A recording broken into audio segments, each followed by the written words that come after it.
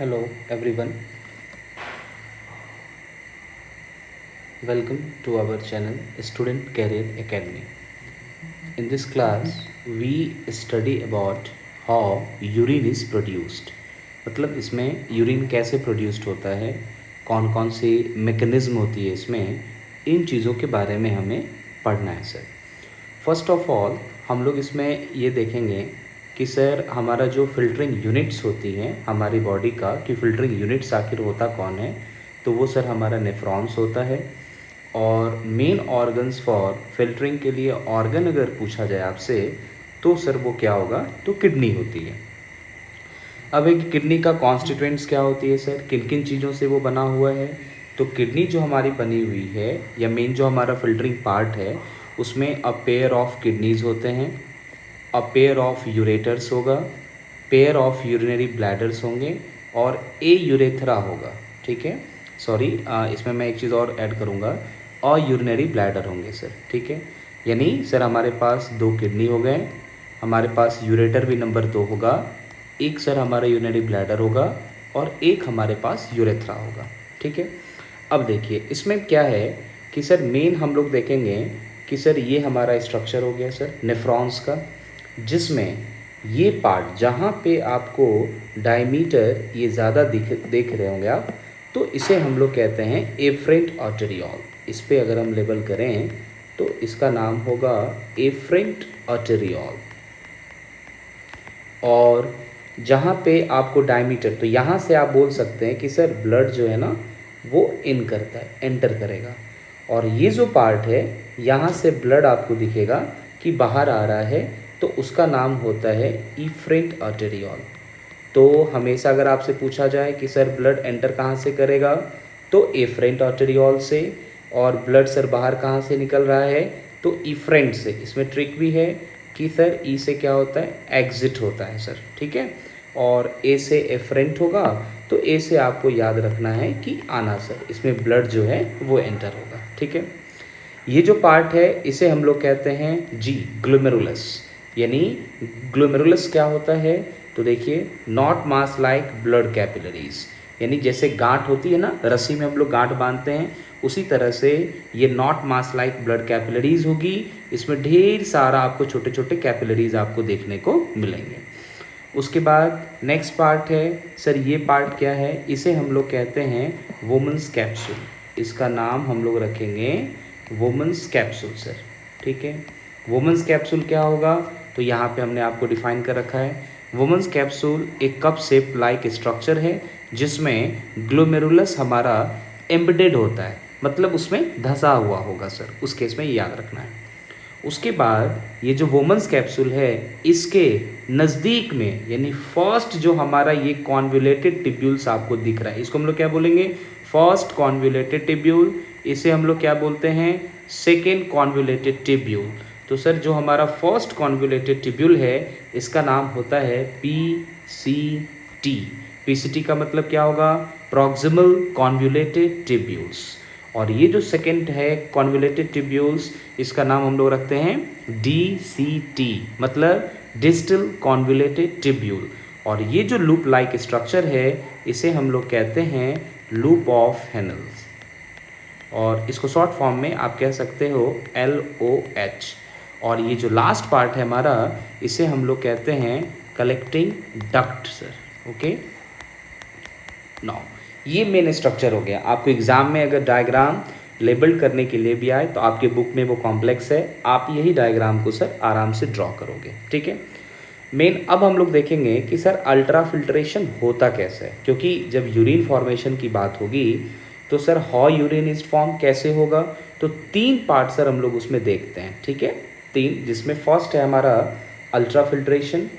Okay, second part है हमारा, आप देखेंगे इसमें रीएब्जॉर्प्शन, हम आपको तीनों बताएंगे सर।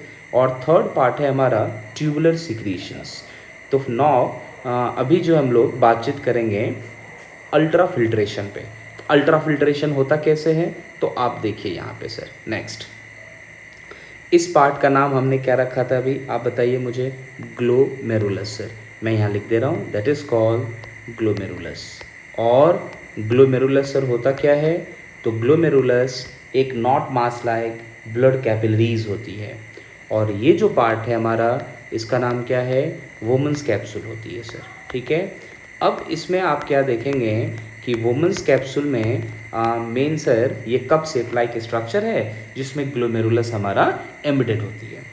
सर अल्ट्रा फिल्ट्रेशन होने के पीछे का रीज़न क्या है, क्यों यहाँ पे यानी कि प्रेशर बढ़ जाती है, क्या कारण है सर? तो यहाँ पे जब आप देखेंगे कि सर इसके पीछे का जो कारण आपको दिखेगा वो आप यहाँ भी एक बार गौर कीजिए। देखिए इस समय इसका डायमीटर क्या है सर, ज़्यादा, यहाँ पे डायमीटर क्या है इसका, काफ़ी कम है, नैरोवर हो जाती है। तो जब ब्लड एंटर करेगा तो उस वक्त देखिए कितने आसानी से सर ईजिली आ जाएंगे, लेकिन जब ब्लड वापस बाहर जाने की बात होगी कितना नैरोवर ट्यूब हो जा रही है। तो यहाँ पे आपको देखने को मिलेगा कि ये जो सर हमारा कैपिलरीज लाइक स्ट्रक्चर है, यहाँ प्रेशर बिल्डअप हो जाएगा सर, काफ़ी ज़्यादा प्रेशर होगा।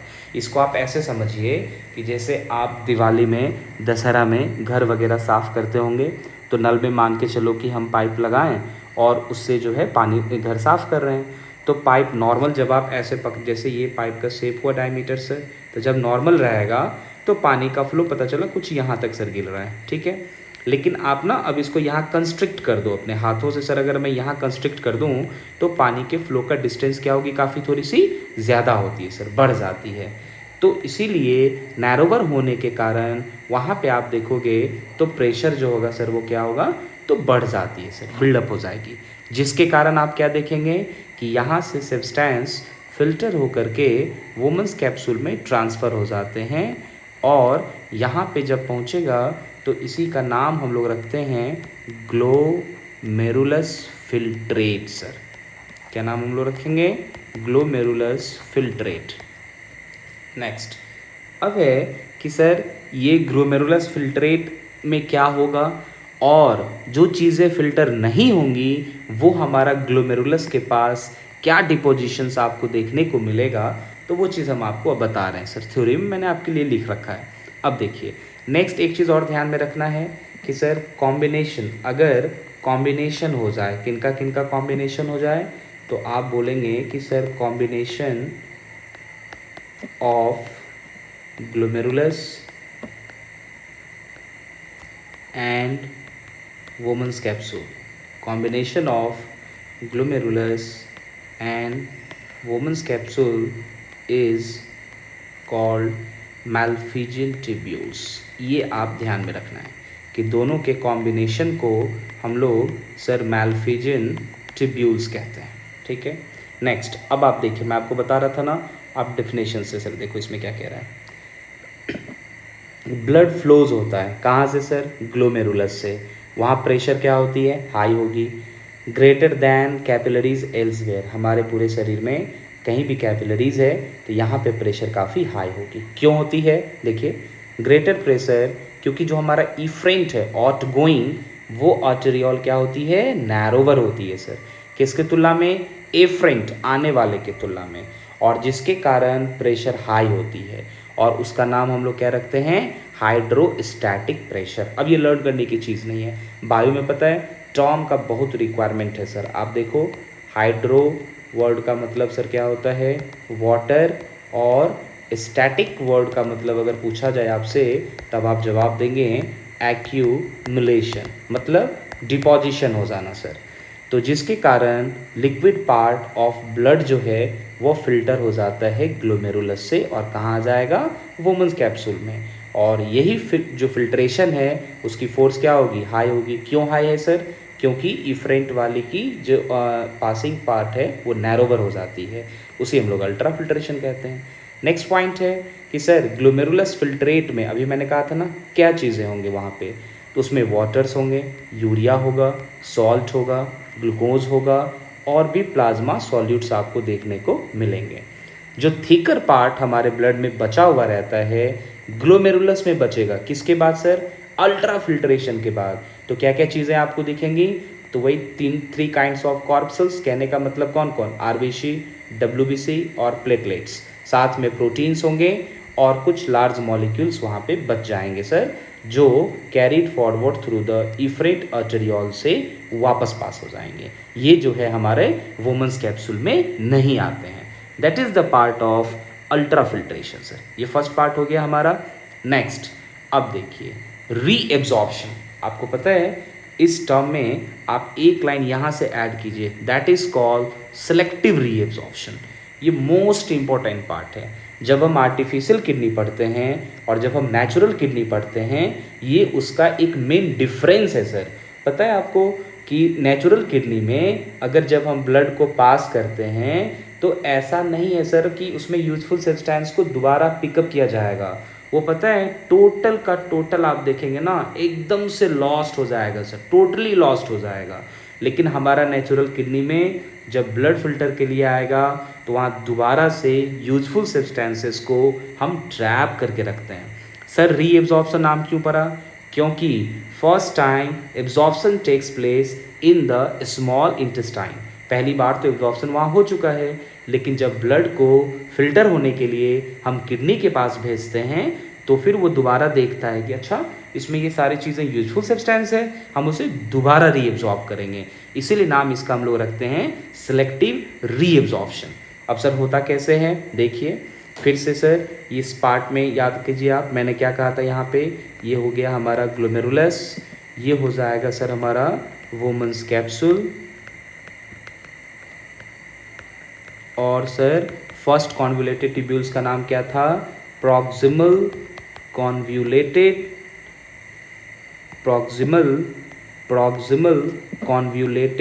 Tubules, proximal convoluted tubule. और सेकेंड जो हमारा पार्ट है जिसका नाम है DCT, मतलब distal convoluted tubule sir, same होगा। ये हमारा क्या था? तो sir that is called collecting duct हम लोग कहते हैं सर। ओके नेक्स्ट, अब यहाँ पे देखिए मेन चीज़ क्या है सर, हमारा इस तरीके से ब्लड कैपिलरीज होते हैं, ठीक है। अब देखिए अब क्या होगा कि जब यहाँ से जो फिल्टर हुआ था सर, यहाँ पे ये जो टोटल चीज़ें वुमेन्स कैप्सूल में आ गई थी, तो वो अब कहाँ जाएगा? नीचे PCT के पास जाएगा। फिर कहाँ जाएगा sir? LOH loop of Henle के पास जाएगा, और फिर DCT के पास, उसके पास कलेक्टिंग डक्ट में सर ट्रांसफ़र हो जाता है वो। नेक्स्ट है कि जब सर वो ट्रांसफ़र होगा तो किडनी तो चेक करेगा कि अच्छा इसमें कोई यूज़फुल सब्सटेंस भी है, तो वो सारे यूज़फुल सब्सटेंस को दोबारा हमारे ब्लड कैपिलरीज में ट्रांसफ़र कर देते हैं सर। दैट इज़ कॉल्ड, हम लोग इसे कहते हैं सेलेक्टिव रीएब्जॉर्प्शन। जो भी यूजफुल सब्सटेंस होंगे दोबारा से हमारे ब्लड वेसल्स में ट्रांसफ़र करते हैं। इसका नाम आप याद रखिए ब्लड कैपिलरीज। मैं यहाँ लिख दे रहा हूँ ब्लड कैपिलरीज, और इसी पार्ट का नाम हम लोग कहते हैं सिलेक्टिव रीएब्जॉर्प्शन। आप जब बुक पढ़ेंगे एक्स्ट्रा बुक में तो हो सकती है एक पेरीट्यूबुलर कैपिलरीज की भी टर्म हो सकती है, तो उसको हम लोग कहते हैं PTC, that means peri tubular capillaries. अब सर पेरीट्यूबुलर कैपिलरीज क्या है? तो सर फिर मैं बार बार कहता हूँ ना कि रटने की चीज़ नहीं है भाइयों। पेरीट्यूबुलर कैपिलरीज में क्या होती है आप बोलिएगा? कैपिलरीज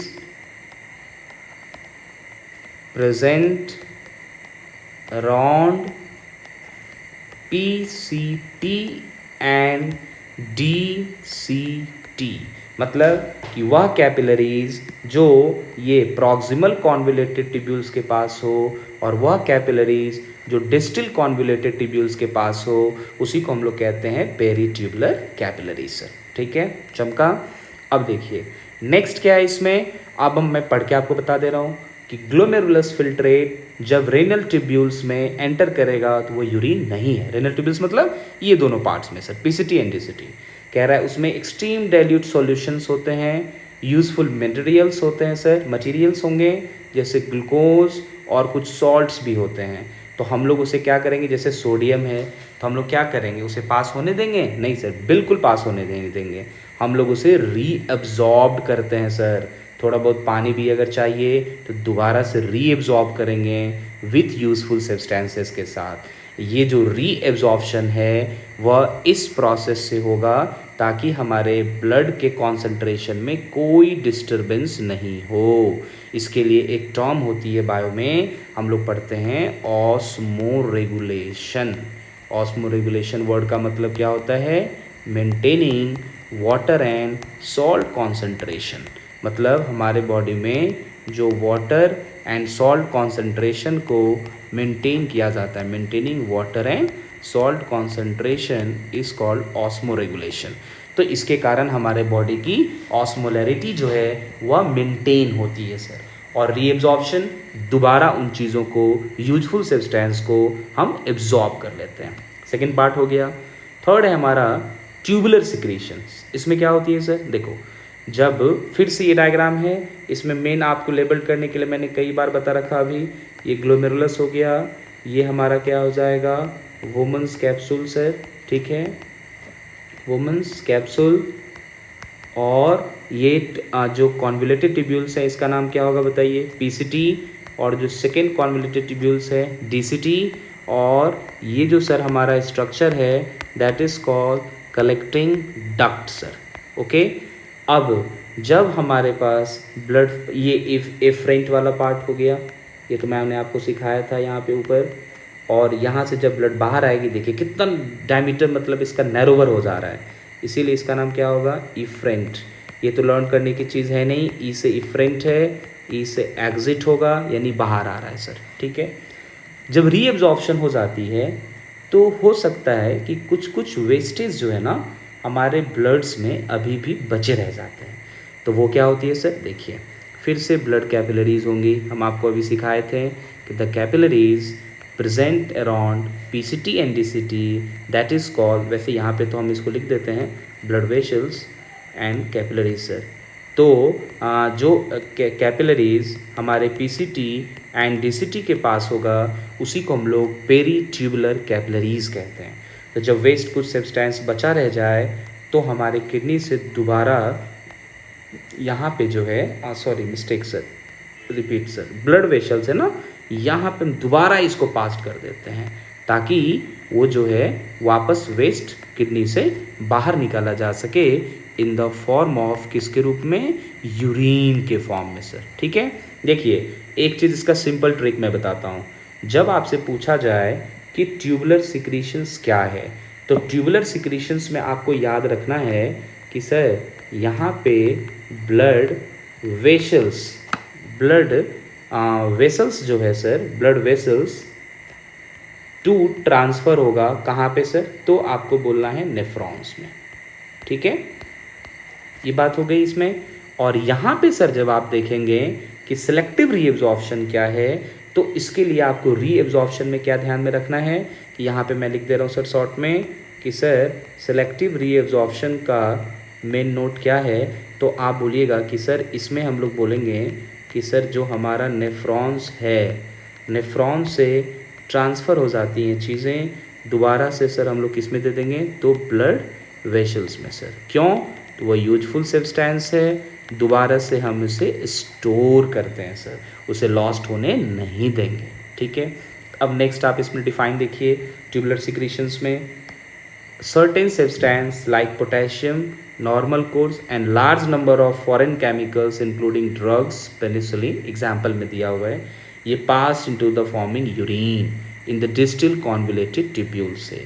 इस पैसेज में activity cells of tubular wall काम करते हैं, इसीलिए हम लोग इसको ट्यूबुलर सिक्रीशंस कहते हैं। मतलब क्यों लिखा है ऐसा सर? क्योंकि देखिए ट्यूबुलर वर्ड का मतलब क्या हो गया कि कुछ भी सब्सटेंस अगर हमारे ब्लड में अभी भी रह जाए तो ये वॉल इसे दोबारा से पंप कर देगा हमारे पीसीटी एंड डीसीटी में सर, ताकि दोबारा से वह यूरिन की तरफ मूव कर पाए। लास्ट में देखिए लिखा हुआ है वह फिल्ट्रेट जो आफ्टर रीएब्जॉर्प्शन और ट्यूबुलर सिक्रीशंस के बाद बने, दैट इज कॉल्ड, हम लोग उसे क्या कहते हैं सर? यूरिन कहते हैं। ये हमारा तीनों पार्ट था sir, ultra filtration, second part is selective reabsorption and third part is tubular, क्या चीज़ सर? ट्यूबुलर बताइए, सिक्रीशंस, ठीक है। यहाँ तक सर आप देखेंगे। Thank you. एक क्वेश्चन हम पूछ रहे हैं सर, आप कमेंट्स में हमें बताना कि जब हम लोग अगर वाटर कंटेनिंग फूड खाते हैं, जैसे मान के चलो कुकुम्बर हो गया, वाटरमेलन हो गया, पाइनएप्पल हो गया, तो हमें उतना ज़्यादा थर्स्टी फील नहीं होती है। लेकिन मान के चलो हम स्पाइसेस चीज़ खाते हैं, जैसे कि पनीर टिक्का हो गया, पनीर चिली हो गई, ये सब चीज़ खाते हैं ना, तो थर्स्ट की फीलिंग ज़्यादा होती है। ऐसा क्यों होता है और इसमें किडनी का क्या रोल है? अगर आपको पता है तो आप कमेंट करेंगे, अदरवाइज़ आपको जानना हो तो भी आप मुझे कमेंट करना। Okay, thank you.